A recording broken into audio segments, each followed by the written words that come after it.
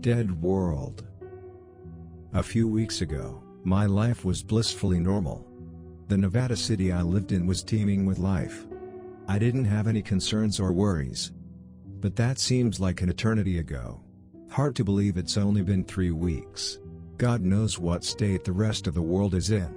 They blocked off Spring Valley a few days after all hell broke loose. They shut off the city's power, water, and communication.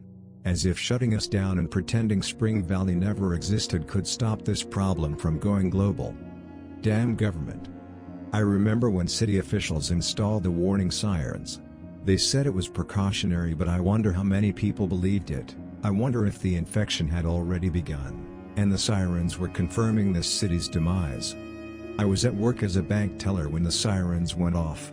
It started as a low howl, but within minutes it had grown to a bone-chilling wail. We all knew what it meant: get out of the city. Now, I grabbed whatever money I could, stuffed it in my pockets and joined the crowd of panicking civilians. My plan was simple: get my car and drive as fast as I could to Texas. Get my sister and her husband and their baby girl and head as far east as possible. I didn't make it past step 1. I got to my car only to find all 4 tires slashed. Swearing to myself, I stood in the parking lot of the bank, in the middle of pure chaos. Blood spilled on the sidewalks. Screams of terror were heard before bodies dropped in the street. I could only stare in horror at the savagery before me. It was utter mayhem. I was going to do the smartest thing I could think of: run. My train of thought was broken when a teenage girl with blonde hair, wearing a ripped and bloody dress, spotted me.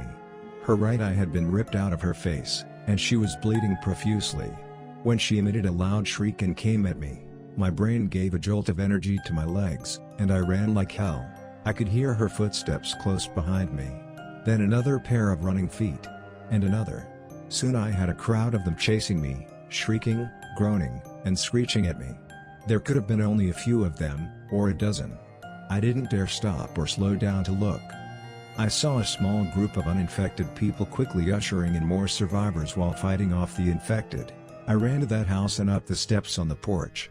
While I leaned over to catch my breath, one man said, "They see us. Get the hell inside." We stumbled and tripped over each other to get in the door. Once we were all in the house, the man shut the door and quickly nailed thick boards over the door and windows.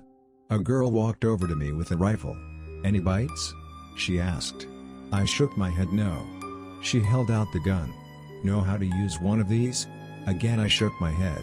"Gonna have to learn if you wanna stay alive." She showed me how to load it, aim properly, and cock it. When you fire, make sure you're aiming for the head. That's the only way to kill him. Got it? I nodded. We stayed huddled together in that dark room for weeks. As each day passed, the screams grew quieter and fewer.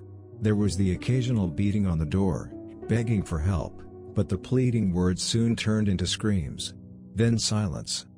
It's day 20 as I write this. They've been clawing at the door for days.